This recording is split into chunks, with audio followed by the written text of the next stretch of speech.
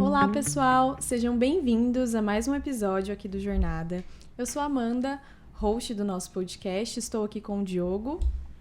Olá, galera, tudo bem? Uma boa tarde a todos.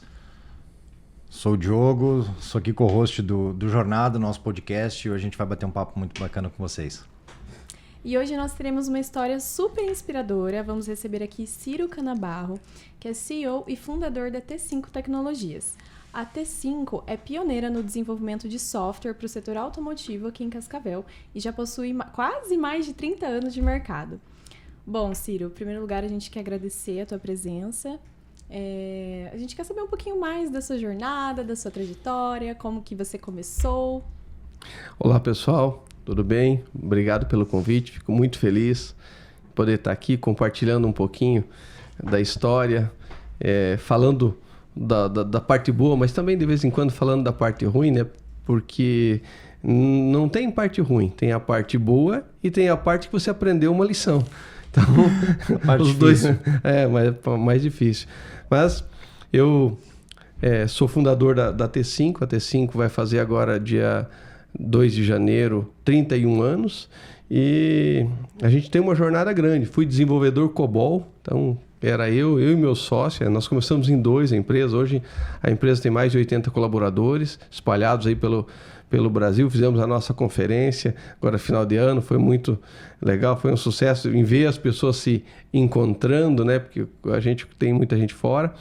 E aí a gente começou a trilhar. Lá no início a gente fazia software para qualquer área, qualquer segmento, e começou a surgir empresas do setor automotivo, concessionárias, oficinas, auto centers, e por uma questão talvez de destino, a gente foi trilhando esse caminho e hoje a gente tem aí um número grande de clientes espalhados aí pelo Brasil.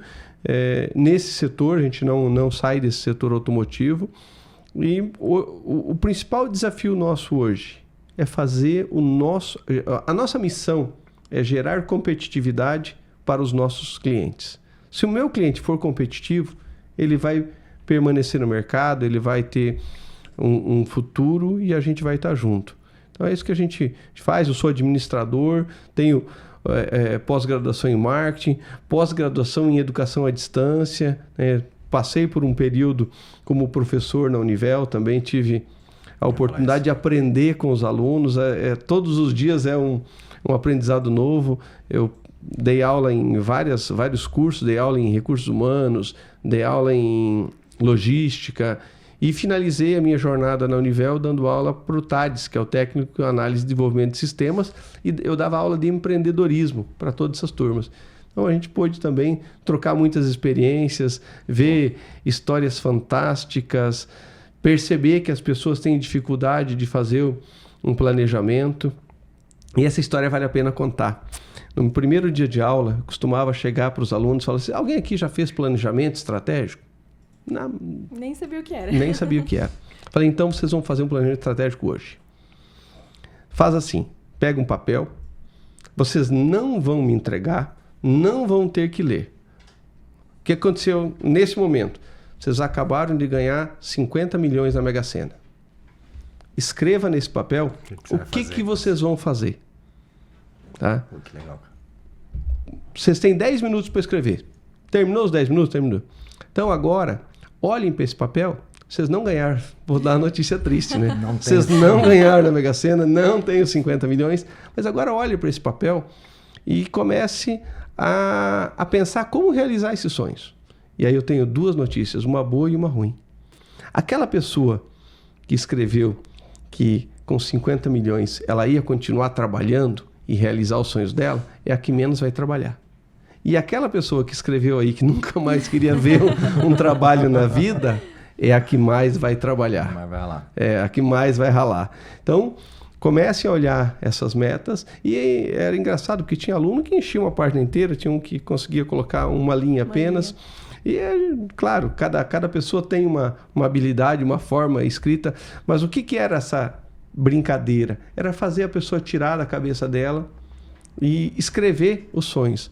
E qual que é a minha satisfação, a minha realização? Teve um dia, recebi uma ligação de Santa Catarina, lá de São Francisco do Sul. Aí um aluno falou assim, professor, você lembra de mim? Lembro.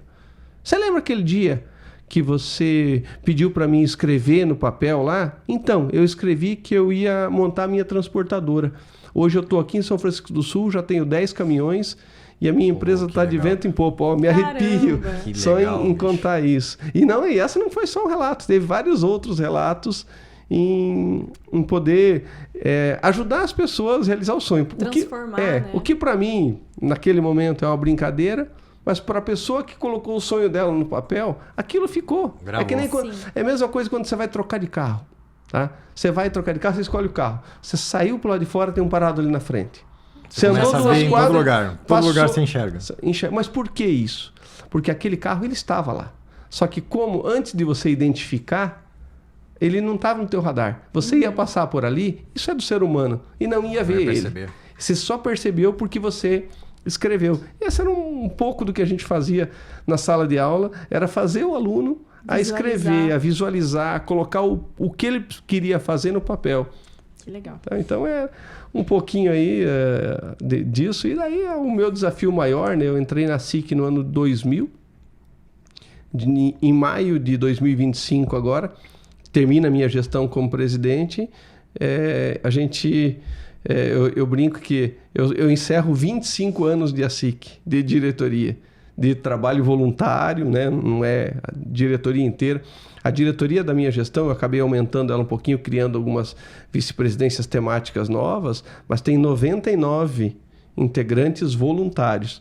Então, para você achar 99 integrantes voluntários para colocar ali não é fácil, né? Então, é um desafio, mas eu tenho que só agradecer a todos que acreditaram na gestão e que estão junto até agora com todo sucesso. A gente vai chegar aí agora já no final, né? No final de mandato? Dá para falar assim? Dá para chamar de mandato? Falta 5 meses ainda. 5 meses ainda. Mas você também teve uma participação no ASIC Labs? Estava ali entre os fundadores?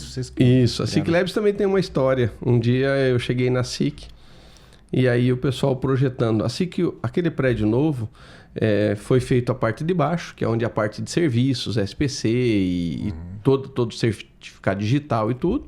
Aí foi feito o primeiro andar, quando mudou do prédio antigo, o prédio que era o Cicobi, onde foi as salas de treinamento e tudo. E aquele segundo andar, ele tinha ficado bruto, até porque precisa de caixa para fazer aquilo. E aí o pessoal discutindo, chegou a hora de fazer o auditório, que hoje acredito que seja um dos melhores auditórios de Cascavel, com toda a infraestrutura, com acústica, com climatização, e bem tecnológico também. Ele tem um sistema de ar que a cada 40 minutos troca todo o ar de dentro do auditório. Isso, para quem vai em eventos, o auditório que não tiver isso é aquele que você fica e de repente começa a te dar aquela sonolência. Porque você pensa, você coloca 400 pessoas num lugar fechado, sem janela. Então você tem que ter algumas entradas de ar. Ele tem um sistema de motores lá que ele troca o ar do auditório. Então, tudo isso foi projetado. E aí ficou aquela parte do lado. O que nós vamos fazer com isso aqui? O que nós vamos fazer com isso aqui? Ah, não, nós vamos fazer sala de treinamento. Eu falei, mas gente, tem 9 salas de treinamento ali para baixo. E aconteceu que eu tinha acabado de voltar do Vale do Silício. Tinha feito uma experiência em 2015, tinha uma experiência em tecnologia no Vale do Silício. E com isso, o Carlos Guedes me chamou e falou assim, o que dá para a gente fazer? Falei, cara, a gente tinha que fazer alguma coisa de inovação, porque a gente tem visto a cada vez mais o brasileiro ele ser consumidor de tudo o que vem de fora. E nós aqui, nós vamos fazer o quê? Nós vamos produzir o quê? E começamos a desenhar a ideia, chamamos o Alci Rota, que era o presidente da época, isso foi em dezembro. O Rota falou assim, cara, de minha parte vocês têm carta branca, tá? Só que o meu mandato está acabando. E aquilo ali você não vai fazer em 2, 3 meses. Então você vai ter que conversar com o Edson Vasconcelos, que vai ser o próximo presidente, para ver se ele apoia também. A gente foi conversar com o Edson, deu carta branca também. O Edson hoje é o atual presidente da FIEP.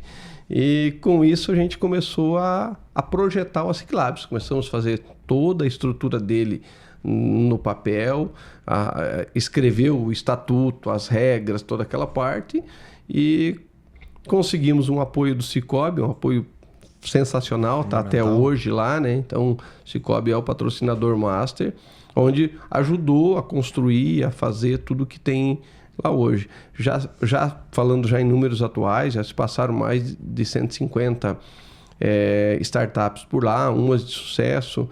Um balanço que me passaram esses dias aí, se você somar elas, já está dando mais de 2 milhões de faturamento, só as startups que passaram por ali, gerando emprego, gerando renda, vendendo para o Brasil inteiro. Pega o caso do EduBot, que vende aquela metodologia de robótica para escolas. Ensino, né? Eles estão atuando, se não me engano, em 9 estados.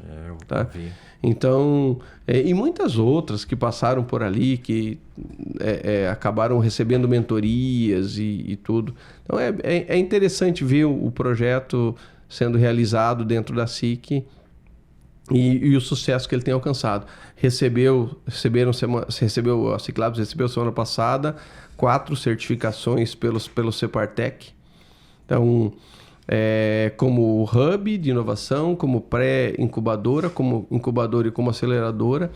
O primeiro projeto que a gente submeteu, a gente foi contemplado de R$250 mil. Hoje tem 3 estudantes lá, 3 estagiários trabalhando em cima do associado. Como eu faço para o associado da SIC, hoje tem em torno de 4.500 associados, como eu faço para o associado da SIC se inovar, perpetuar no mercado que não está fácil. O varejo vem recebendo pancada de tudo quanto é lado, dos marketplaces internacionais, mas não só dos marketplaces internacionais. Então, o próprio Mercado Livre mesmo, ele tem um algoritmo muito interessante, ele entrega muito rápido, com uma eficiência. Então, a gente tem trabalhado bastante para que o nosso comércio, o nosso varejo aqui, e quando a gente fala, se o nosso comércio aqui não vender, a nossa indústria também não vai vender. É uma consequência. Fato. E tudo isso a gente tem que trabalhar a inovação. Se não trabalhar a inovação, não vai acontecer. Não vai acelerar. Cara, imagina, você me interrompa aí, depois faz as suas perguntas, mas só para a gente ficar pegando esse gancho. Eu gostaria que você compartilhasse um pouquinho lá atrás, quando você fundou a T5, como que foi essa virada de chave? Você era CLT e aí, cara, vou empreender. E depois, contando um pouquinho, né, desse desafio, que é um grande desafio, você abrir o teu negócio próprio, né, é inseguro e você não tem garantias. É lógico, não tem garantias em lugar nenhum, mas é um baita desafio. E um comparativo de como que era empreender lá na fundação da T5 e como que você vê hoje as facilidades. Deve ter melhorado muito, está muito mais fácil, em comparação tem muito mais concorrente. Você pode fazer um comparativo. Um comparativo. De 30 anos a T5. Contando um pouquinho da história, quando eu tinha 15 anos, eu comecei a trabalhar de office boy na Loja Gaúcha. E, num certo dia, colocaram lá no crediário um tal de computador. E aquilo me encantou. E tinha uns manuais lá e eu comecei a mexer naqueles manuais. Eu saía a fazer serviço de banco e quando eu voltava e ficava mexendo naquele computador. E um dia o pessoal que fazia o sistema lá, era uma empresa de Curitiba, o cara chegou lá e falou assim, quem que fez isso aqui?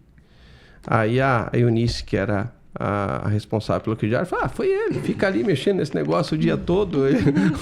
Quando ele não tem o que fazer, ele fica mexendo nesse negócio aqui. Falei, cara, e como é que quem te ensinou? Eu falei, tá um manual aqui, eu peguei e comecei a mexer. E nisso, aconteceu que faltou uma pessoa no CPD. Naquela época tinha um CPD. Aí o seu Valdir Kucinski me chamou, falou, você não quer ir pro CPD? Tá? Vai lá, aprende o que eles estão fazendo. Aí eu fui para o CPD, a parte de processamento, tudo nas lojas era feito manual, aí ia para lá, digitava, lançava, fazia todos os relatórios, a contabilidade, quem fazia era o CETIL, então a gente lançava tudo e transmitia para eles, toda aquela parte. E com isso conheci o pessoal que fazia o sistema. E eles foram me dando abertura e eu fui aprendendo a desenvolver em COBOL. Aí chegou um certo ponto em que muitas das coisas que, em vez de eu pedir para eles fazer, eu ia lá e fazia. Você virou o ponto de contato dos eu era o ponto de contato, mas eu já, como naquela época tinha um nível de confiança grande, os fontes ficavam lá. E aí eu já tinha a liberdade de ir lá e alterar o fonte e tudo. E o Marcelo, que é meu sócio até hoje, a gente trabalha junto desde 1987. Acho que a Amanda não era nascida. Não tinha nem nascido ainda. A Amanda não era nascida. Você já era, mas a Amanda não era. Então, ele chegou e falou assim, cara, você não quer trabalhar lá na empresa? Eu falei, qual que é a proposta? E comecei a trabalhar com eles e foi. Dali a pouco surgiu, em 94, para a gente abrir a T5 e foi até hoje. Então, foi... Era você e o Marcelo? Eu e o Marcelo. E aí tinha mais um sócio que era o Eliabe, depois o Eliabe acabou saindo e a gente permaneceu. E agora respondendo a tua pergunta, qual que era a dificuldade? A dificuldade era a comunicação. Tudo você tinha que se deslocar. Então não tinha... os fontes ficavam no cliente. Então a gente tinha uma caixa de disquete. Você precisa de ver a alegria quando surgiu o Zip Drive, que não precisava mais ficar trocando disquetinho de 1 mega cada um. Um Zip Drive tinha 100 megas. Né? Que era aquela... Era uma gaveta? Tipo uma gaveta? É tipo uma gaveta, que você conectava ele na porta paralela. E aí, qual que era o problema antes? Como as unidades de disquete eram diferentes e de uma empresa para outra, muitas vezes riscava o disquete, dava pau e toda aquela parte. O Zip Drive, você levava a unidade e só plugava ela na porta paralela e ligava na energia.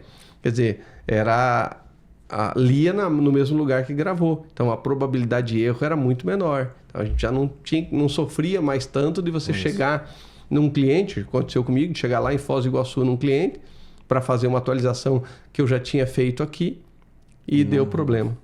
Aí, o que você tem que fazer?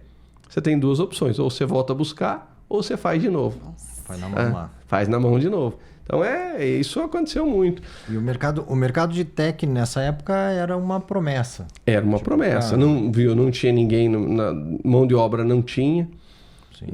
Só que ele crescia de uma forma exponencial, porque tudo tinha ficado muito mais fácil. Então, coisas que eu demorava tempos para fazer, vou dar um próprio exemplo dos clientes. Então, era tudo manual nas lojas, e aí você fazia o processamento e devolvia as tabelas de preço, devolvia.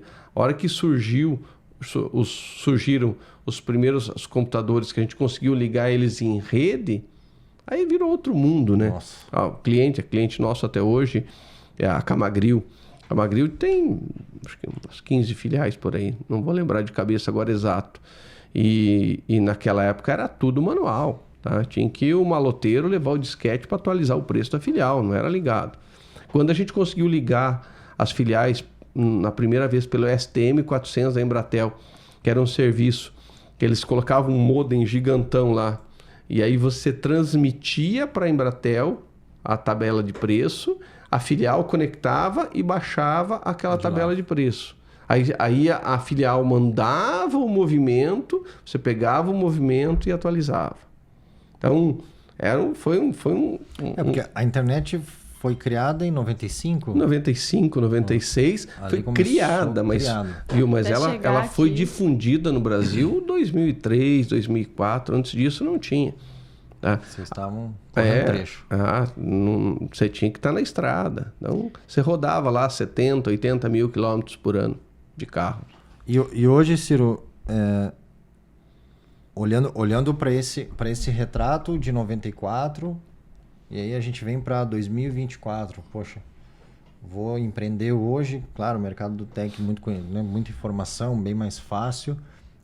Mas o desafio mudou. O desafio é totalmente diferente, porque hoje você tem mais concorrentes, você tem essa questão da expansão geográfica que a internet proporcionou, de eu poder atender um cliente lá em Porto Velho, Rondônia, em segundos daqui, também de fora atende aqui. Então, ao teu concorrente, naquela época o meu concorrente estava na cidade. Raramente A gente conseguia pegar clientes fora da cidade porque aquele cliente tinha filial. Então você estava lá atendendo uma filial. Mas você não conseguia sair de um raio muito grande, porque não tinha como. Não tinha como atender. Aí, depois da internet, as barreiras geográficas foram quebradas todas. Então, não só no Brasil, mas aí você começou a ter concorrente de tudo quanto é lado. Então, dependendo do segmento, a gente ainda atua com ERP. Então, tem uma questão muito ligada na legislação brasileira. Agora, quem não atua com ERP, tem muitas empresas americanas. Vou dar um exemplo, CRM.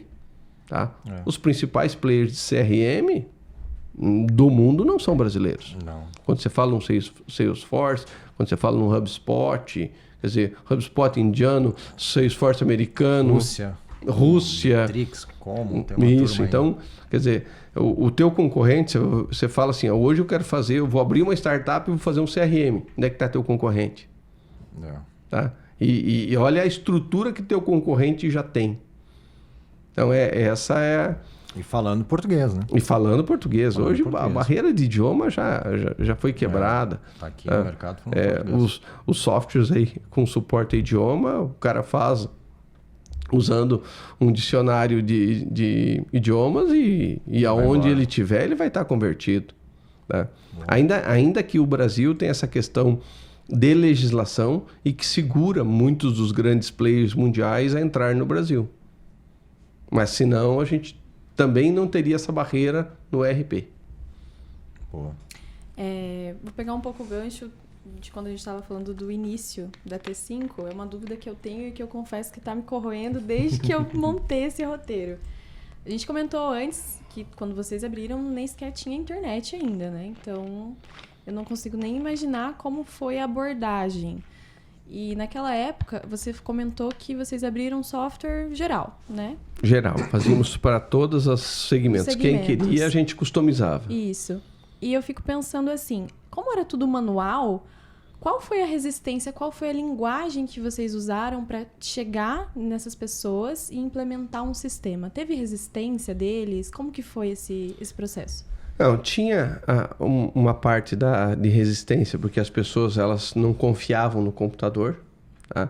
Eu lembro de chegar num cliente e ele tinha o nosso sistema, todo o trabalho de controle de estoque e tudo, só que no estoque dele, embaixo de cada peça, ele tinha uma coisa que a gente falava que era o Cardex, e ele mantinha um papelzinho escrito, aqui tem tanto, cada um que pega tudo as fichinhas manual. De escaninho. E isso teve muitas resistências. A partir do momento em que as pessoas começaram a confiar no resultado, é que essas resistências foram quebrando. Então, pega, por exemplo, na época, uma das coisas que eram cansativas numa empresa de porte um pouco maior no financeiro era emitir cheque. Então, quando a gente chegou com um formulário contínuo de cheque, onde o computador fazia o extenso automaticamente, antes disso era tudo datilografado. Nossa. Então, você pegava uma pessoa lá, tinha uma pessoa para datilografar cheque. Tinha lá 100, 200, 300 pagamentos por dia. Caramba. Aí você pega, por exemplo, lá a parte de venda a prazo. Não tinha boleto, era duplicata. Uhum. Aí tinha uma pessoa para datilografar a duplicata. Emitia a nota à mão, no bloco, e daí datilografava uma duplicata. Então, quando entrou o computador, que a nota virou formulário contínuo, e a duplicata já saía na sequência, às vezes tinha duas, impressora matricial, uma de cada lado e saía já junto. Então, as resistências, aquilo ali encantava o cliente. Sim, pela facilidade. Pela facilidade. E hoje, assim, olhando para todos esses segmentos que vocês ainda atendem, qual você acha que é o que possui mais resistência? Até comentei com o Diogo. No meu ponto de vista, eu imagino que o mais difícil deve ter sido justamente essa parte de oficina e tudo mais, porque a galera geralmente é mais do manual, né? Você acha que tem algum setor que ainda é resistente à tecnologia? Esse setor de oficinas, o que quebrou a resistência foi a obrigatoriedade da nota fiscal. Quando entrou a nota fiscal eletrônica, eles tiveram que buscar uma solução, porque você não tinha como opção, fazer, né? não tinha opção. Mas muitas oficinas, o que elas fazem? Elas pegam a nota da distribuidora de peças e repassa para o cliente e fazia a nota fiscal no bloco manual, nota fiscal de serviço. Quando as prefeituras pararam de aceitar a nota fiscal de serviço feita à mão, elas foram obrigadas a buscar um sistema. Então, hoje, é muito difícil você abrir uma oficina mecânica que ela não tenha, pelo menos, abertura de ordem de serviço, emissão de nota de peças e de serviços pela prefeitura. Então, isso nos ajudou a quebrar algumas barreiras. Hoje mesmo, antes da pandemia, nós tínhamos as videoconferências normais. Existia Skype, existia Zoom, existia... não era o Meet do Google, era Hangout. Existia tudo isso. Só que existia uma resistência de usar. Hoje de manhã nós estávamos numa reunião, estava eu em Cascavel, tinha um cara em Ribeirão Preto, tinha um outro em Florianópolis, tinha outro em Curitiba, falando como nós estávamos falando aqui agora. Sim. Como nós estamos falando aqui agora. Então, isso são coisas... Obrigou. Mas antes da pandemia, todas essas ferramentas estavam disponíveis. Tá? Elas foram aprimoradas. Confesso que elas melhoraram.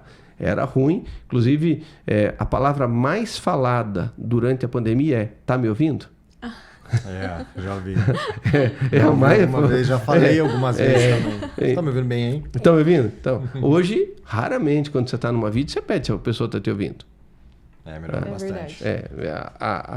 A tecnologia melhorou, as ferramentas melhoraram, a velocidade de conexão está melhor. Então, são portas que se abrem, né? São portas que se abrem, são coisas que são forçadas também a utilizar. Antes disso, quando você ia fazer uma reunião com o cliente, jamais ele admitia fazer uma reunião virtual. Era presencial. Hoje ele até aceita porque é menos custo, menos tempo. Como é que você vai sair? O ano passado aconteceu um caso de uma venda de um cliente que a gente fechou a venda, só que o cara falou assim: eu não faço virtual. Tá fechado, só que amanhã eu quero um de vocês aqui para assinar o contrato. Não precisaria. Nosso executivo teve que pegar de madrugada, porque era tarde, pegar um ônibus aqui 11 horas da noite, ir para Curitiba, assinar o contrato e voltar. Caramba. Mas isso é um caso são poucos, né? Hoje já tem mais, é muito mais fácil. Sim. E aí, vou te cortar mais um pouquinho, que estão surgindo dúvidas aqui. Agora, falando em vendas, hoje é muito fácil de se vender. Você tem o WhatsApp, você tem o Instagram, você tem infinitas plataformas que você pode vender o teu produto, o teu serviço. Naquela época, era bater em porta mesmo, chegar nas oficinas, chegar nos lugares e oferecer o sistema? Era também dessa forma, mas a maioria das empresas vendia por indicação. A gente não tinha... Acho que nós ficamos uns 15 anos... A gente estruturou mesmo o setor comercial em 2015.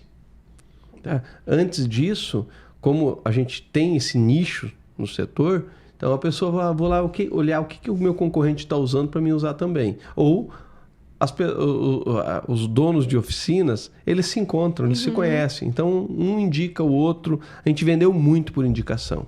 Tá? E a gente tinha também clientes grandes, né? Como Camagril, como aqui em Cascavel a gente atendia a Volks lá, a Data, antes dela fechar, atendia a Slaviero antes de mudar. Então, isso empresas também... Tradicionais, né? Empresas tradicionais, né? Porque a gente foi pioneiro nessa parte de software.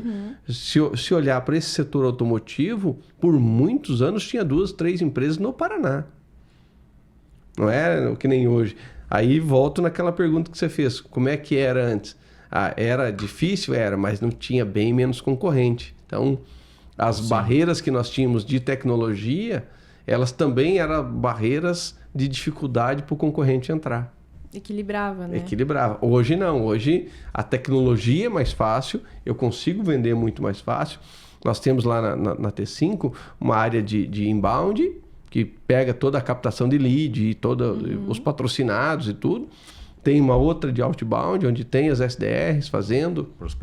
Prospectando e tudo. Então, é mais difícil. E o que acontece muitas vezes? Hoje de manhã mesmo, a gente estava numa reunião, A gente tem que colocar hoje tecnologias que me abram porta para vender. Tá? Por quê? Porque põe isso no nosso lugar, eu mesmo. Dificilmente o dia que alguém não entra em contato querendo vender alguma coisa. Sim. Tá?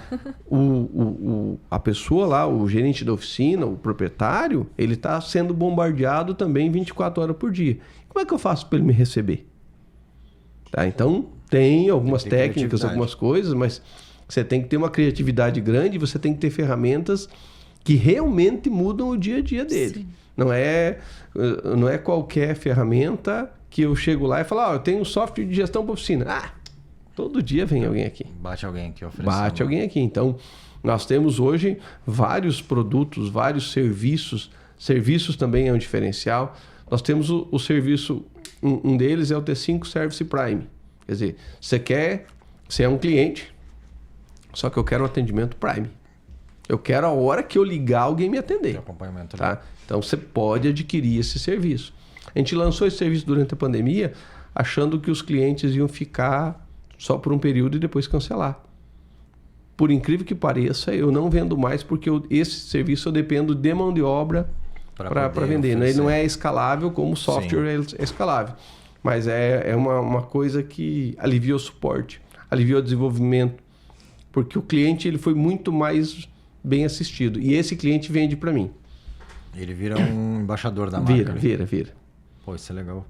Você estava falando agora ali de canais de aquisição, ali, o inbound e o outbound.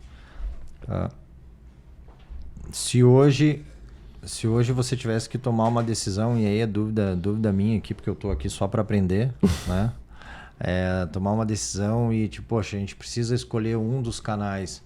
Você consegue decidir ou, cara, é muito difícil? Não é. É assim, depende do produto. Por exemplo, nós temos o Tecar, que é o nosso produto grande, onde está em concessionárias, onde ele está em auto centers, que geralmente é ligado a uma marca de pneus. Então, como é que eu encontro esse cliente? Se eu for no site da Massey Ferguson, lá tem todas as revendas Massey Ferguson do Brasil. Perfeito. É simples eu encontrar. Eu atendo revenda Dunlop, Continental, Pirelli, Goodyear, Michelin. Se eu quero saber aonde estão os clientes, aonde estão as revendas da Michelin, eu entro no site da Michelin e ela vai mostrar. Lista lá. Ok? Tá? Então, esse trabalho eu posso fazer por outbound. Bem simples. É um ticket maior? Um ticket maior, um ticket mais... Agora, como é que eu consigo chegar naquela oficina que está lá na região norte de Cascavel? Ou que está lá no interior de São Paulo?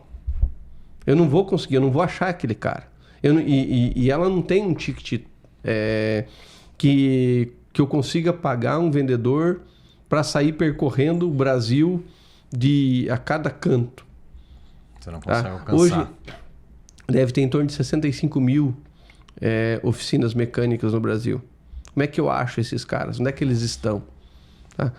Em Cascavel mesmo, às vezes eu passo por ruas que eu vejo uma oficina nova lá, que agora estão todas se remodelando tudo. Falo, peraí, essa oficina não estava aqui. Tá? Como é que eu acho ela? Então, o outbound e o inbound, ele tem que ser analisado por produto. Tem produto, por exemplo, o cara que vai trocar um software de uma concessionária de veículo, ele não vai procurar no Google. Ele já sabe quem são os players, ele já sabe o que o concorrente dele usa. Então, tem um TI lá para fazer tem um TI lá para fazer toda essa parte. Então, esse cara, você não adianta você gastar em mídia paga, não adianta você querer otimizar um artigo, um blog que ele vai ler. Ele não vai ler. Tá? Agora, o pequeno não. O pequeno ele vai procurar no Google, ele vai procurar no Instagram, ele vai clicar no anúncio do Instagram.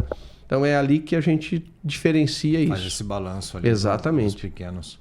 Tanto que eu fiz uma pós-graduação em marketing para poder entender um pouquinho mais, a parte mercadológica também, para entender um pouquinho mais o mercado. Eu implantando governança lá na empresa, eu saindo da operação, a parte do marketing eu não larguei. Você ainda atua lá. Eu atuo no marketing, então essa parte é comigo e aí a gente faz um teste. E hoje a mídia, ela é interessante. Vou te dar um exemplo. Você faz um card com um botão, saiba mais.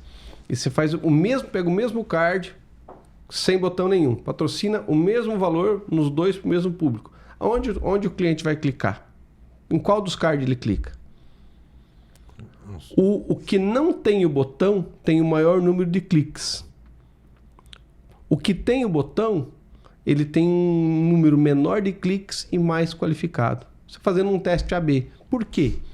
Porque o cara, quando ele vai clicar lá naquele que tem o botão, é porque realmente ele está interessado. Ele não é curioso. Onde não tem o botão, o curioso clica.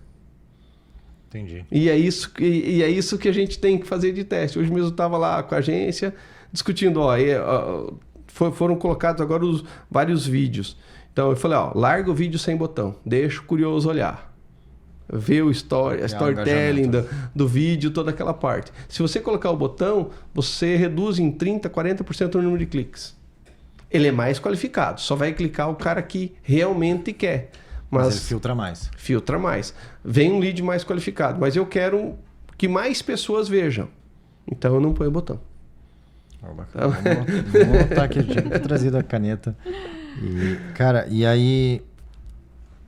Bom, vocês fizeram um movimento, como você comentou, poxa, o sistema de vocês atendia hotéis, atendia o varejo, atendia todos os segmentos. O que causou, né? Qual foi o estalo que vocês tiveram de falar, o setor automotivo, a gente vai direcionar para cá, vocês criaram um braço e continuam nos outros setores, talvez de outra forma. Como é que vocês nicharam ali e definiram, cara, esse aqui é o nosso ISP, a gente vai nichar, porque é uma dúvida, eu acho que é geral, né? Você fica com a sensação de deixar dinheiro na mesa, porque você está nichando o teu mercado, né? Na Temix nós tivemos esse movimento, né, Amanda? De, poxa, o nosso ICP é pequena e média empresa, e eu posso tranquilamente atender uma grande empresa, mas eu não vou colocar tanta energia nesse segmento, senão quem faz de tudo um pouco não faz nada talvez bem feito. E aí você fica com essa sensação, poxa, mas eu não vou comunicar com a empresa grande e eu estou deixando dinheiro na mesa, estou deixando de atender. É uma decisão difícil, né? É difícil. A gente foi por esse caminho, nós fechamos com algumas concessionárias e aí o volume de trabalho foi grande para tentar atender todas as demandas, e quando a gente viu, a gente estava com uma baita ferramenta na mão e que começamos a ser indicados para outras, e ali foi. Então, ela foi construída da concessionária para vocês? Isso, nós não fizemos para concessionários, nós construímos dentro, tá? E aí outras viram aquela com um diferencial, e aí a gente foi caminhando para outras. E quando você fala assim, eu comentei agora há pouco que um dono de uma oficina mecânica, ele recebe quantas ligações por dia alguém querendo vender software. Agora, quando chega alguém lá e fala assim, eu só atendo a oficina mecânica, ele fala, opa, esse cara conhece o meu setor, é para mim, eu vou ouvir ele. Então, da mesma forma que você disse, eu estou deixando o dinheiro na mesa, por quê? Porque se eu atendo uma oficina mecânica ou atendo uma autopeças, por que uma distribuidora de qualquer outro tipo de material eu não posso atender? Por que eu não posso atender uma papelaria se eu atendo, tem produto, tem estoque, tem tudo, tá? Mas quando eu falo, eu sou exclusivo do teu setor, as portas se abrem. Boa. Tá? Então, quando você tá nichado, é uma coisa. Aí quando você vai falar com a pessoa, você usa palavras na linguagem dele, tá? Vamos fazer... como é que tá seu controle de pátio? Tá? Sabe toda a rotina dele. O cara fala, como é que ele sabe que eu controlo o pátio? Tá? Então, esse período também nos deu esse know-how de falar a linguagem do cliente. Uma das coisas que a gente treina os novos vendedores é para que eles falem a linguagem do cliente. Tá? Ele vai falar da ordem de serviço, ele vai falar do serviço de terceiro, ele vai falar do item agregado, do similar, né? Aí eu não estou falando de uma papelaria. Numa papelaria eu não tenho um item similar. Eu não tenho uma peça gêmea. Sim. Tá? Então, um detalhezinho, às vezes... Ó, vou te dar um exemplo. O carro tem 2 retrovisores, esquerdo e direito. Certo? Você já tem o esquerdo em estoque. Tá? Ele custou R$1.000. Aí você comprou o direito e o direito veio com preço novo e o preço de venda dele foi para 1.200. Então, qual que é a dificuldade dos estoques aí? Pô, se o retrovisor esquerdo e o direito do mesmo carro eles são iguais, por que o valor de venda é 1.200 e o valor de venda é 1.000? Tá? Significa que você tem que, quando você reajusta uma peça, você tem que reajustar a outra também. Lanterna, tudo que é peça que tem esquerda e direita tem que ser reajustado. Aí tem a parte de similares, tá? Tem a parte de original, tem a parte de paralela. Então, quando você entra numa conversa com a pessoa e você começa a falar das dores dela, ela vai te ouvir muito mais. E fala, esse cara aqui, eu não vou comprar só um sistema dele. Esses dias teve uma empresa, o cara falou, eu não comprei isso de vocês por causa do sistema. Eu comprei de vocês pela consultoria que vocês vão dar dentro da minha empresa. Sim. Por quê? Porque o nosso implantador, ele vai de empresa em empresa. Então, o conhecimento e a experiência dele é muito grande. Então, essa é a... Chega lá e vai dando dica. Ó, cara, faz assim, faz dessa forma, poxa. Faz 30 dias que eu estava num evento em Foz do Iguaçu e chegou uma pessoa conversar comigo e falou assim, você é da T5? Estava um evento pela SIC. Falei, claro, sou da T5. Cara, cometi uma besteira. Eu estava vendo o sistema de vocês e o de um concorrente e fechei com o concorrente. Faz 6 meses e eu tô desesperado. Eu vou abrir mais 2 lojas e eu perdi todo o controle da minha empresa. E o meu sonho é fechar com você. Eu falei, não precisa nem fechar mais com nós. Se você me diz que o teu sonho é fechar comigo, eu já estou feliz. Na sexta-feira agora a gente assinou o contrato. Com eles. Porque tem... Viu? E o nosso valor 4 vezes maior que o do concorrente. Caramba. Tá? Mas não é por preço. E nós mostramos para ele que o sistema se paga. Se paga da roda. É porque assim, não existe milagre. Para mim entregar algo com grande diferencial, eu tenho custo. Sim. Tá? Então não adianta eu vender sistema a R$59 e achar que o cliente vai ficar satisfeito. É ilusão, né? É ilusão. Ele não vai ficar satisfeito. Então a gente tem que também ter essa noção, e essa noção é muito interessante o marketing saber também. Tá? Que se ele for querer vender preço, ele vai se arrebentar. Porque o cliente, se ele vier por preço, ele também vai embora, né? Por preço, a hora que, sei lá, receber um orçamento ou coisa do tipo. Teu sistema está muito caro. Tá? Eu falei, infelizmente, não tem o que fazer. Porque aí você pega desde o lançamento de hora do mecânico, poxa... 100%. Produtividade. Produto lá na ponta, faturamento. Faturamento, desde o checklist. Nós estamos pegando bastante oficinas premium. E o sistema tem o consultor pelo WhatsApp, pelo celular, ele pode fazer um checklist e mostrar todo o veículo e tal. E isso está vendendo nas oficinas premium, sabe por quê? Sabe aquela tampinha no meio da roda que os carros têm? Claro. Tá? Quanto custa daquilo ali de um Porsche? Sei lá, Cara, os caras roubam muito isso. E aí o carro fica na oficina e sumiu a tampinha. A culpa é de quem? Caraca. Milão tem tampinha daquela lá que é 2.000, 3.000. Caraca. Tá? Então, quer dizer, o cara fazer um bom checklist de avarias na entrada do veículo é primordial. E vou dizer para você, o card disso lá no Instagram é um dos que mais performa. Ah, é? Então você vai aprendendo com o jogo também, né? Conforme vai doendo, né? Claro. É uma dor, um checklist de avaria. Então você vai lá, você marca, o carro aqui está arriscado, aqui está faltando isso. Aqui, ele tem lá no app? No app, fica a foto, fica registrado. Outra coisa muito que aí a gente pega na dor, eu chego lá pro Diogo e falo, Diogo, tu tem que trocar disco e pastilha de freio. Você fala, não, o disco é caro, vamos trocar só a pastilha. Ok, beleza. Eu abro a ordem de serviço, coloco o disco, coloco a pastilha, na tua aprovação você vai lá e reprova o disco. Por quê? Porque vai dar errado. Problema. Tá? Claro. E aí, quem reprovou? Eu te indiquei para você trocar. Você não trocou porque você não quis.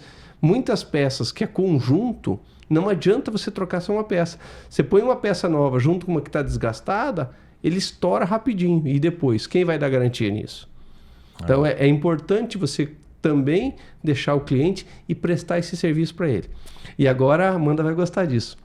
A mulher, entre homens e mulheres, o ticket médio na oficina da mulher é maior. O homem é aventureiro. Se a pessoa falar assim, ó, Amanda, o pneu tá gasto, tem que trocar disco, tem que trocar pastilha, você fala, pode trocar, tá? O homem, ele olha e fala, não, isso aqui dá para andar mais 5 km. Eu entendo, isso aqui dá para andar. E por incrível que pareça, o homem, ele facilita muito mais na segurança do que a mulher. Como pode, né? Então, são coisas que a gente vai aprendendo. Isso aí é o dia a dia. O dia a dia, você aprende. E eu tento levar isso bastante para o marketing. Porque o marketing tem que saber disso. Sim. Na hora dele fazer a campanha, na hora dele montar as mídias, ele tem que trabalhar em cima de exatamente na dor que está lá no mercado. Isso. E o sistema, por ter esse processo, acaba protegendo o empresário que tem ali uma comprovação e às vezes até forçando aquele funcionário a oferecer para o cliente porque está ali no sistema. Poxa, eu preciso oferecer. Porque às vezes o cara não oferece, né? Viu? O próprio sistema já... Agora a moda é falar em inteligência artificial, mas há muito tempo já tem um botão lá de venda mais. Eu estou atendendo numa autopeça, eu estou atendendo o Diogo no balcão e eu clico aqui, venda mais. O próprio sistema fala, ó, perfil desse cliente é isso, tem que oferecer mais tal e tal e tal e tal coisa para ele. Tem cliente aumentando 20%, 30% a venda, porque ele precisa oferecer o conjunto, ele precisa explicar para a pessoa, falar, isso aqui você tem que trocar tal peça também. Aqui, se você trocar... Eu vou dar um exemplo. Se você trocar só o pneu e não trocar o bico, não vai ficar legal. Troca o óleo, não troca o filtro? Troca o óleo, não troca o filtro. É que tem coisa que é básico, né? Mas quando você trocou o óleo e o filtro, no Venda Mais, vai pedir, ó, troca o filtro do ar-condicionado, troca o filtro do ar. Tá? Então, filtro de combustível. Filtro de combustível. Já faz tudo, pô, já tá aí, cara. Tem que parar o carro depois. Exatamente isso. Também com manutenção preventiva. Então, o que a gente faz? A gente tenta pegar bem o cliente aonde o sistema pode fazer uma diferença. Se você tiver um sistema hoje que só substitui o papel, serve para quê? Tá? Ele precisa fazer com que, se o sistema não estiver funcionando, ele não consiga atender o cliente. Aí você cumpriu o seu dever. Aí você cumpriu o seu dever. Virou dependência. E o sistema tem que ser fácil. Tá? Claro que com toda o arcabouço fiscal brasileiro, que é complexo, eu não consigo muitas vezes. Mas eu fui numa palestra com o CEO do Gartner, estou indo agora para a NRF Nova York em janeiro de novo, e eu achei bacana. Chegou um senhorzinho lá, falou assim, eu vou contar uma história para vocês. Falei, vai contar a história? Do meu netinho. Falei, contar a história do meu netinho? Então tá bom. Você tá pagando caro para estar lá no Gartner, né? Ele falou assim, eu cheguei em casa e meu netinho falou assim, vovô, posso usar seu celular? O netinho dele tinha 3 anos. Ele pegou e entregou o celular. Aí o netinho falou, vovô, não tem joguinho. Acostumado com o celular da vovó que tem joguinho. Aí, vovô, paga. Aí ele falou assim, moral da história. O dia que você conseguir vender um software para uma criança de 3 anos não alfabetizada, você atingiu o seu objetivo. Enquanto você não fizer isso ainda, você tá com problema. Olha que doideira, bicho. Você tá com problema. Então, tem muita história. A gente falava um pouco antes aqui, você falava do livro Startup Enxuta, do Eric Ries. A Startup Enxuta, esse livro, ele é baseado no que a Toyota fez. Então, antes da Toyota, existiam grandes montadoras com grandes custos e uma das coisas que os caras não olhavam era o custo. Quando entrou a gestão e entrou a Toyota com o 5S, com todas as metodologias deles, eles construíram um carro no nível das grandes marcas, porém com um custo muito inferior. E começaram a nadar de braçada, inclusive passando o mercado de Ford, de Volkswagen, de GM. Né? Então, e isso é uma coisa que a cada vez mais... Esse livro foi escrito em 2012 e ele continua atual. O ano passado, foi em setembro do ano passado, eu fiz uma imersão de tecnologia em Israel. E aí você começa a ver também o porquê que Israel é o país com o maior número de startups listada na bolsa de Nasdaq americana. Tá?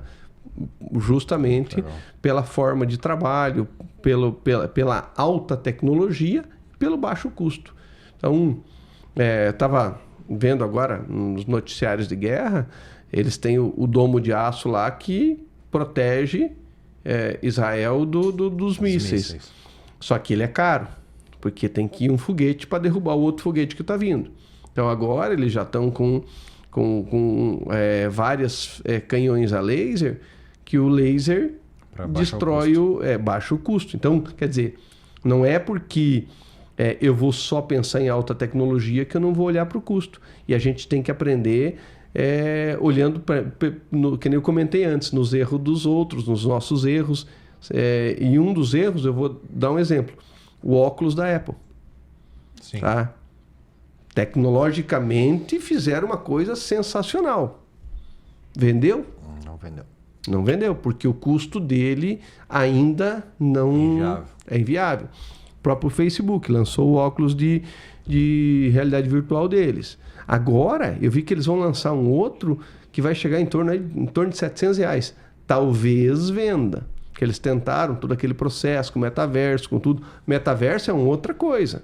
Tá? Metaverso é sensacional. Tá? Eu acabei baixando no computador, instalando lá Decentraland lá e caminhando pelo aquele lugar, muito legal. Você coloca o óculos, é interessante. Só que por que não decolou? Porque não é uma tecnologia acessível. E a partir do momento em que não for acessível, você começa a restringir muito o acesso. Então a gente tem que olhar para isso também.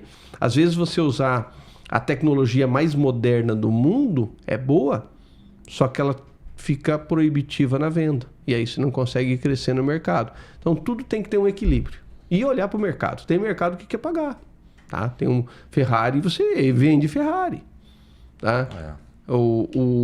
A SUV da Lamborghini lá custa 6 milhões, vende Urus. Cascavel tem Urus. Tá? Então, tem público. Só que ele é um público muito mais restrito e ele tem que estar alinhado com a tua estratégia de venda. É o erro que a Jaguar... Eu falo bastante de carro, porque como eu estou há 30 anos no setor automotivo, você acaba navegando por tudo. Quer falar do rebranding da Jaguar?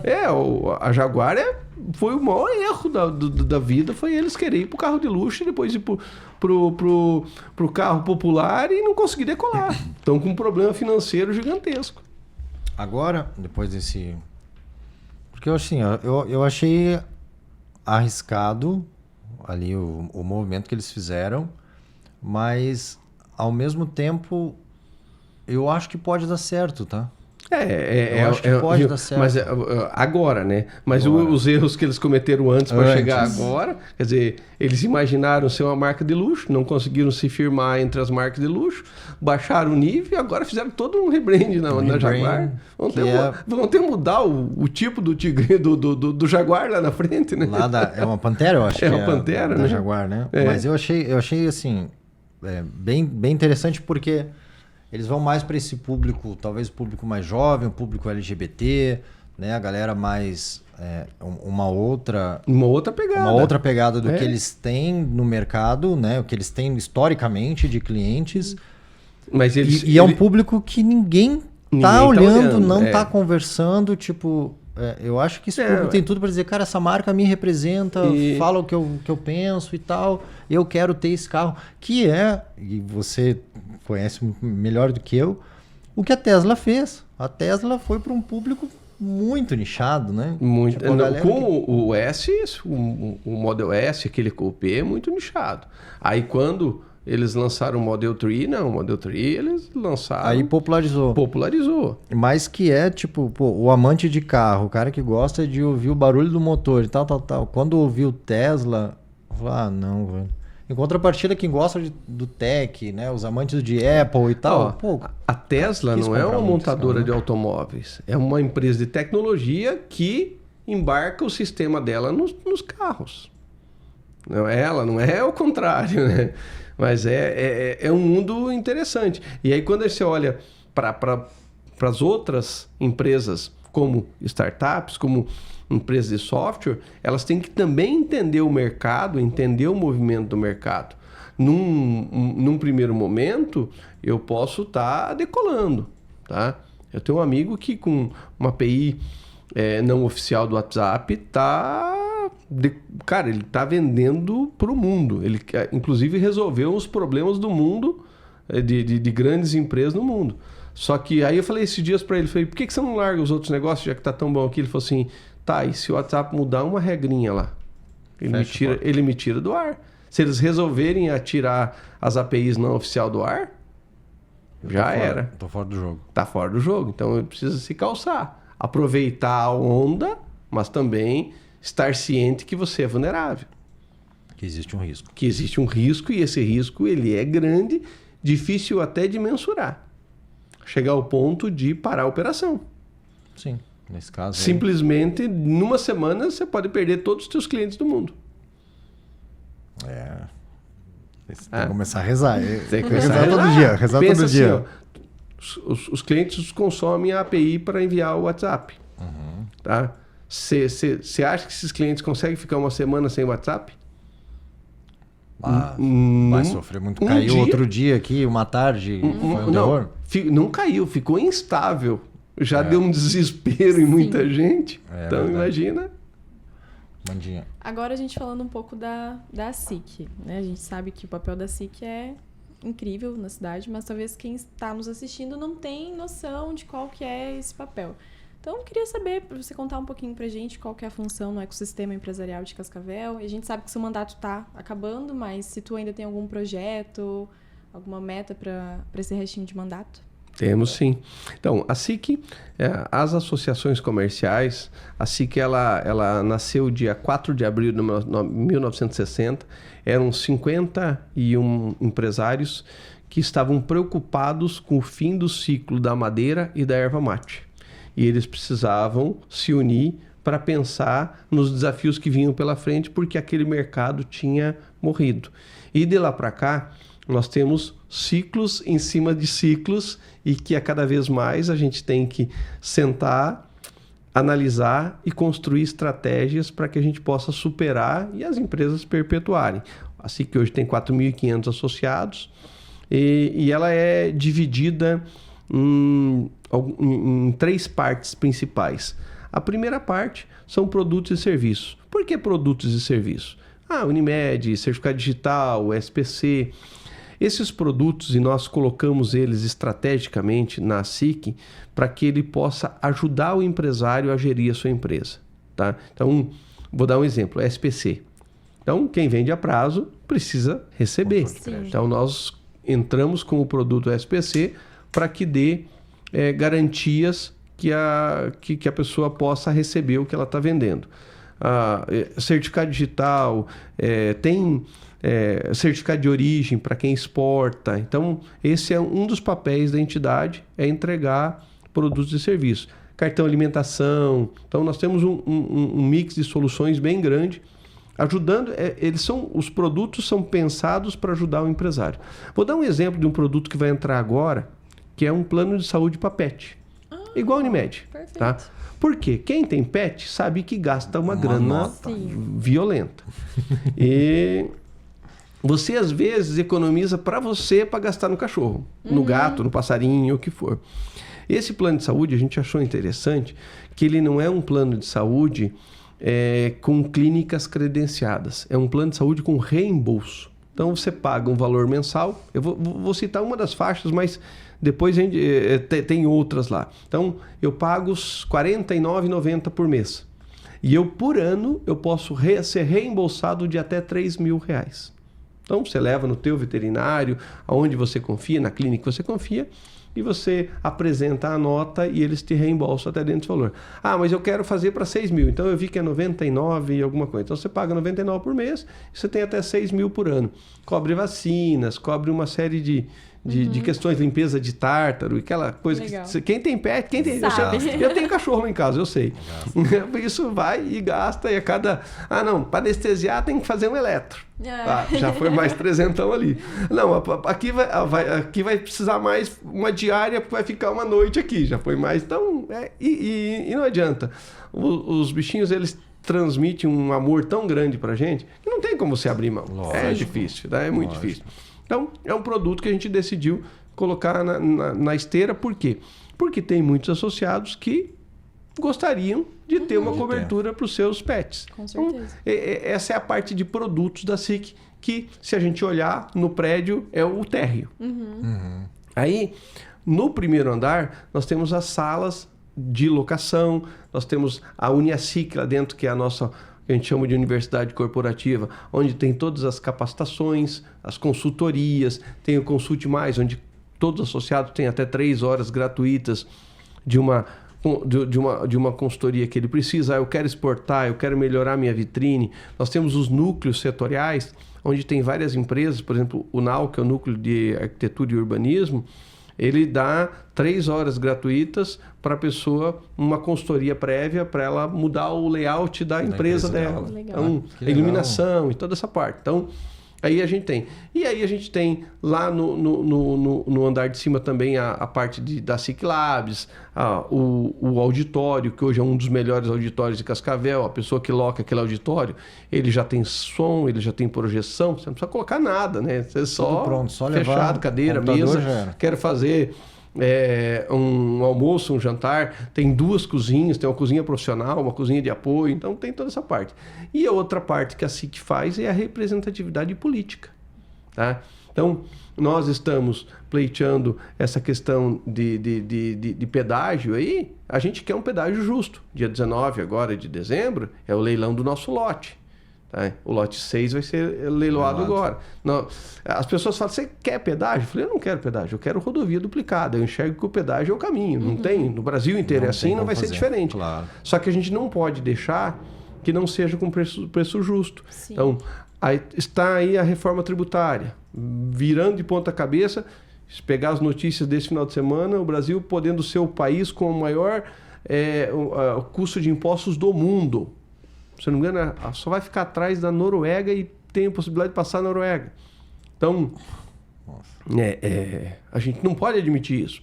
Hoje de manhã eu estava em reunião com o deputado falando, cara, nós temos que nós precisamos fazer? Vamos movimentar, não podemos deixar. Então, essa parte de estrutura, o nosso relacionamento com a prefeitura, olhando para Cascavel, vou dar alguns exemplos. Por exemplo, a Carlos Gomes, o projeto não era para ser aquele. Os empresários associados procuraram, a gente sentou, o projeto ia ficar ruim. O secretário atual de obras, o Sandro, ele falou, então vamos estudar. Nesse ponto que nós estamos aqui, a gente pode mudar. Então, sentamos, mudamos. É pensar a nossa cidade. Seja uma representação. Né? Representação. Agora, final do ano, chamamos todas as forças policiais para uma força-tarefa, porque a gente sabe, o comércio fica aberto até 10 horas da noite. Verdade. A marginalidade, ela ronda, ela está ali. Então, você tem que trabalhar isso. Então, a SIC tem produtos e serviços, tem a parte de capacitações, tem a parte de salas para locação e tem a parte de institucional, que é onde a gente trabalha muito essa parte política representativa, não é política partidária, né? Não tem partido, mas olhando para a comunidade. Olhando para a comunidade. Então, tem demandas que você precisa ir para o governo do estado. Faz 30 dias eu fui para Brasília, apresentei o projeto para o deputado Nelson Padovani e hoje ele veio na SIC assinar a ordem de 1.700.000 lá para o Instituto Federal na região norte. Por quê? Porque tem 600 alunos e tem 600 numa fila de espera. Tá? Com uma qualidade fantástica. Nós que somos de tecnologia, você sabe, quando você pega os alunos de lá, eles vêm pronto. Tá? Então, por que a gente não tem... Não forma mais mão de obra? Porque essa mão de obra de tecnologia é uma mão de obra muito boa para a cidade. Tem valor agregado. Tá? Tem um plano de saúde, tem o filho na escola particular, quer dizer, não enche posto de saúde, não consome creche, não consome CMEI. Então, esse tipo de mão de obra nós temos que fomentar. E eles não têm mais, eles têm professor, eles têm os cursos para abrir e eles não têm espaço físico. Então, veio a verba para a construção de mais 5 salas, eu já falei para ele, falei, início do ano você vai me ver lá em Brasília de novo, porque eu quero mais 5 salas lá. Então, essa é a questão.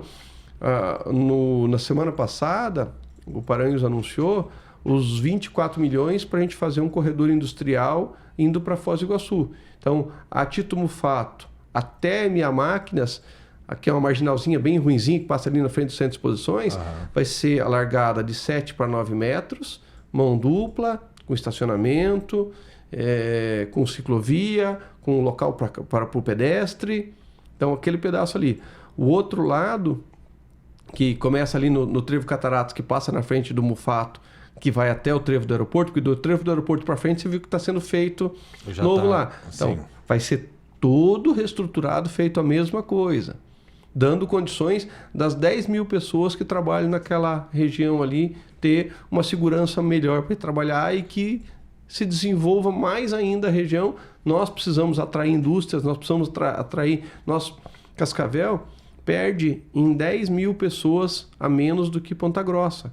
Só que o nosso PIB é bem inferior, porque eles têm muito mais indústria. Eles dão mais estrutura e nós temos que fazer a mesma coisa. Então esse é um projeto de 24 milhões que vai ser aplicado ali. Tá? Tem mais 3 milhões de uma marginal que vai até o Trevo lá em cima. Então a gente vai... E para parque industrial, aquela região da cidade ali é viável, né? É possível, né? Eu acho que ali, lá indo para Corbélia, tá? São áreas que a gente tem que desenvolver mais Cascavel, atrair indústrias que gerem emprego, que gerem renda, que gerem uma mão de obra um pouquinho mais alta, para a gente também não ficar só com aquela mão de obra que é um salário mínimo. Hoje tem. Se você olhar, tem um número de vagas bem grande em Cascavel, mas o salário... ele é um salário baixo. Por quê? Porque as nossas indústrias, elas não são indústrias de alto valor agregado. Elas são indústrias de volume. E a gente tem que fazer essa parte do alto valor agregado também. Cara, muito bom.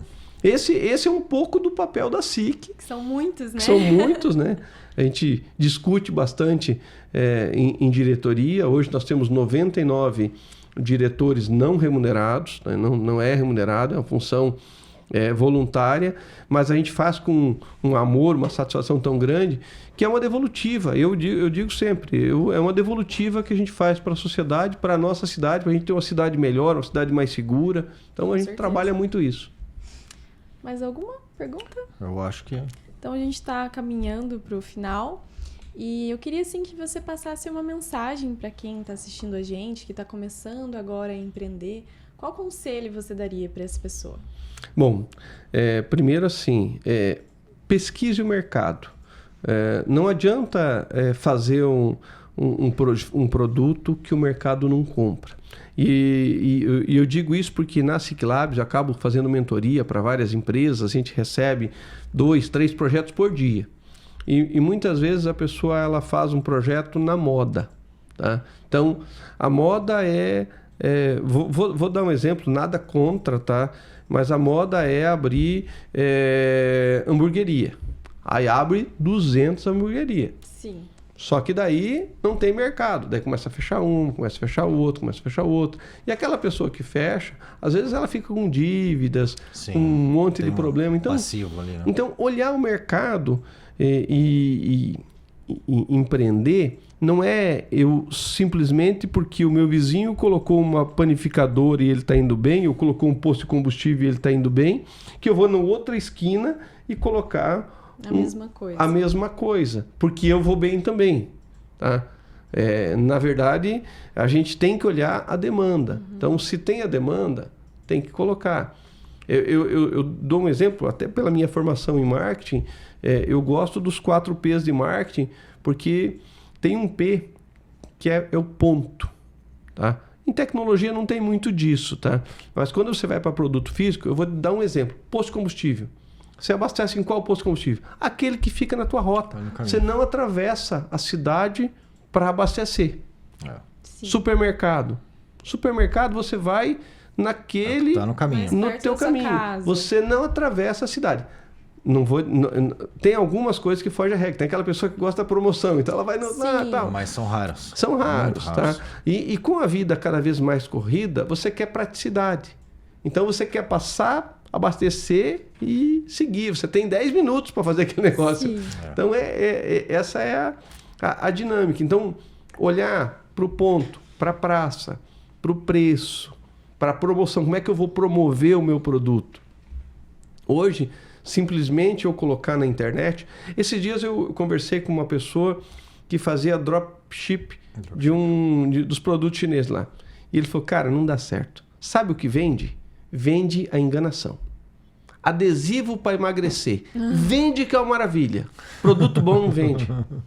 Tá? É que a pessoa ela quer comprar uma ilusão, ela quer comprar uma mágica. Então, o que eu deixo de mensagem assim, procure entender o público que você quer atingir, trabalhe algo para aquele público, resolva o problema daquele público, que, claro que tem empresas que começaram a resolver o problema num público e foram ampliando, e eu dou um exemplo numa empresa brasileira que é a Tramontina, que faz de enxada a panela, tá? Que começou fazendo uma coisa e foi ampliando e assim por diante. Então, é isso que eu deixo. Digo que empreender não é fácil, tá? Então, não acha que a vida do empresário é só maravilhas, que ele troca de carro todo ano e tudo, porque ele trabalha... Uma prova que não. Nossa, não vou contar o porquê. Ele trabalha muito, tá? Como o presidente da SIC também eu tenho uma carga grande, mas não só. Mas esse ano, basicamente eu saí de casa às 7 da manhã e voltei 10, 11 horas da noite. Tá? Então é uma atividade muito desgastante. Enquanto todo mundo está descansando, você está de um evento no outro e assim por diante. Mas também é gratificante, tá? Quando você vê as pessoas que trabalham com você, a gente fez a conferência lá da T5, e até o Johnny, que é meu sócio, comentou, quando você vê as pessoas que trabalham com você se realizando, isso é legal. É muito gratificante, e que tem coisas que só você podendo proporcionar isso, você consegue. Então, também é importante isso. Bacana. Cara, vou dar um recadinho, então. Se você ainda não segue a T5, @T5Oficial, vai lá no Instagram, começa a seguir a rapaziada lá. @Temix.chat também, dá essa moral pra gente. E logo, logo vamos ter um Instagram do Jornada? Com certeza. Tem que ter, né? Logo, logo vai ter o Instagram do Jornada aí. Obrigado pra você que assistiu a gente. Um grande abraço. Valeu. Valeu, obrigado.